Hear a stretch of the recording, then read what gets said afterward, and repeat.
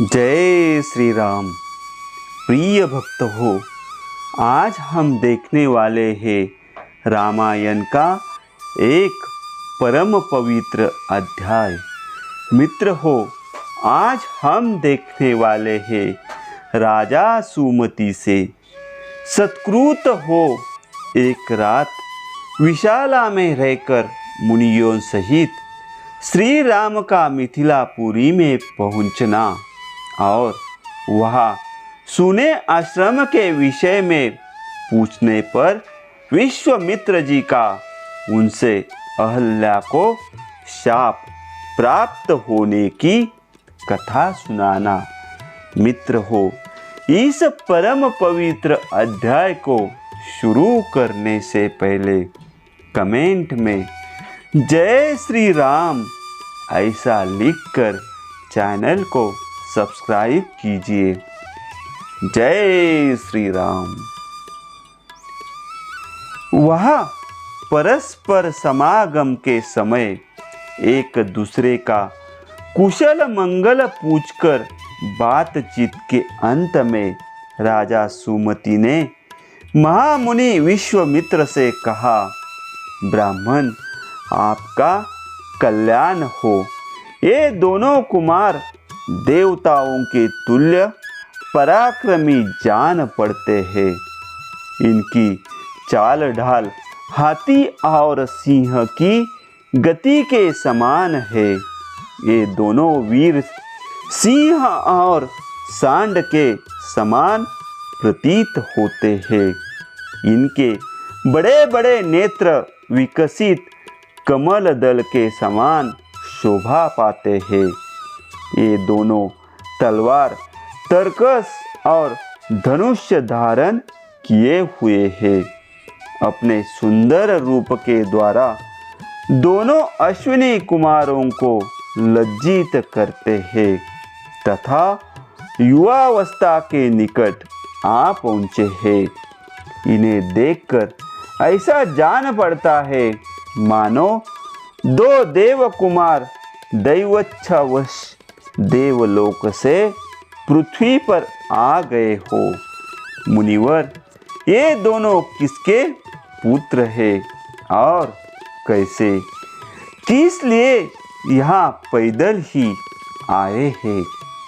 जैसे चंद्रमा और सूर्य आकाश की शोभा बढ़ाते हैं, उसी प्रकार ये दोनों कुमार इस देश को सुशोभित कर रहे हैं। शरीर की ऊंचाई, मनोभाव सूचक संकेत तथा चेष्टा में ये दोनों एक दूसरे के समान है। श्रेष्ठ आयुध धारण करने वाले ये दोनों नरश्रेष्ठ वीर इस दुर्गम मार्ग में किस लिए आए हैं, यह मैं यथार्थ रूप से सुनना चाहता हूँ।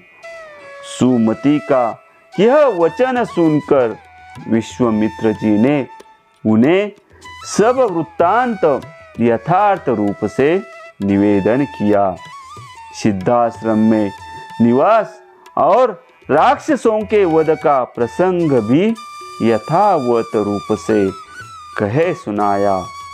विश्वामित्र जी की बात सुनकर राजा सुमति को बड़ा विस्मय हुआ।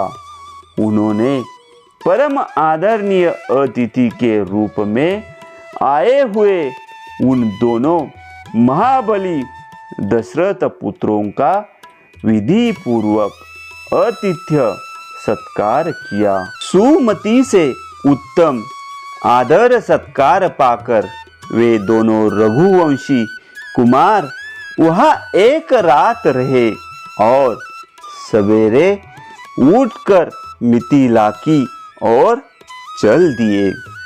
मिथिला में पहुंचकर जनकपुरी की सुंदर शोभा देखकर सभी महर्षि साधु साधु कहकर उसकी भूरी भूरी प्रशंसा करने लगे। मिथिला के उपवन में एक पुराना आश्रम था। जो अत्यंत रमणीय होकर भी सुनसान दिखाई देता था।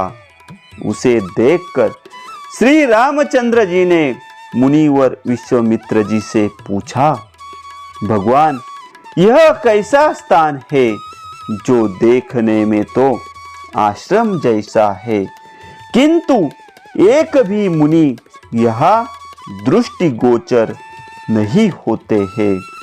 मैं यह सुनना चाहता हूँ कि पहले यह आश्रम किसका था। श्री रामचंद्र जी का यह प्रश्न सुनकर प्रवचन कुशल महातेजस्वी महामुनि विश्वामित्र ने इस प्रकार उत्तर दिया, रघुनंदन, पूर्व काल में यह जिस महात्मा का आश्रम था और जिन्होंने क्रोध पूर्वक इसे शाप दे दिया था, उनका तथा उनके इस आश्रम का सब वृत्तांत तुमसे कहता हूँ। तुम यथार्थ रूप से इसको सुनो। नरश्रेष्ठ, पूर्व काल में यह स्थान महात्मा गौमत का आश्रम था। उस समय यह आश्रम बड़ा ही दिव्य जान पड़ता था। देवता भी इसकी पूजा एवं प्रशंसा किया करते थे। महायशस्वी राजपुत्र पूर्व काल में महर्षि गौतम अपनी पत्नी अहल्या के साथ रहकर यहाँ तपस्या करते थे। उन्होंने बहुत वर्षों तक यहाँ तप किया था। एक दिन जब महर्षि गौतम आश्रम पर नहीं थे, उपयुक्त अवसर समझकर शचीपति इंद्र गौतम मुनि का वेश धारण किए वह आए और अहल्या से इस प्रकार बोले, सदा सावधान रहने वाली सुंदरी, रति की इच्छा रखने वाले प्रार्थी पुरुष ऋतु काल की प्रतीक्षा नहीं करते हैं। सुंदर कटी प्रदेश वाली सुंदरी, मैं इंद्र तुम्हारे साथ समागम करना चाहता हूँ। रघुनंदन, महर्षि गौतम का वेश धारण करके आए हुए इंद्र को पहचान कर भी उस दुर्बुद्धि नारी ने, अहो देवराज इंद्र, मुझे चाहते हैं, इस कौतूहल वश उनके साथ समागम का निश्चय करके वह प्रस्ताव स्वीकार कर लिया। रति के पश्चात उसने देवराज इंद्र से संतुष्ट चित्त होकर कहा, सूरश्रेष्ठ, मैं आपके समागम से कृतार्थ हो गई। प्रभो, अब आप शीघ्र यहाँ से चले जाइए। देवेश्वर, महर्षि गौतम के कोप से आप अपनी और मेरी भी सब प्रकार से रक्षा कीजिए। तब इंद्र ने अहल्या से हंसते हुए कहा, सुंदरी, मैं भी संतुष्ट हो गया। अब जैसे आया था उसी तरह चला जाऊंगा। इस प्रकार अहल्या से समागम करके इंद्र जब उस कुटी से बाहर निकले, तब गौतम के आ जाने की आशंका से बड़ी उतावली के साथ वेग पूर्वक भागने का प्रयत्न करने लगे।